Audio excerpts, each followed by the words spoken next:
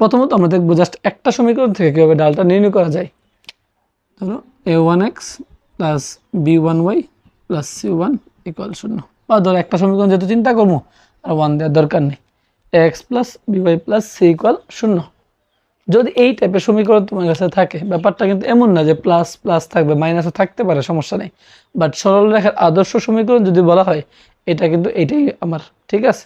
তাহলে আসো এখান থেকে তুমি ডাল কীভাবে বের করবা সমীকরণ থেকে, শুধু মনে রাখবা ডালকে আমরা এম দ্বারা বলি, প্রকাশ করি, মাইনাস এক্সের সহগ, মাইনাস এক্সের সহগ বা হচ্ছে ওয়াইয়ের সহগ, ওয়াইয়ের সহগ।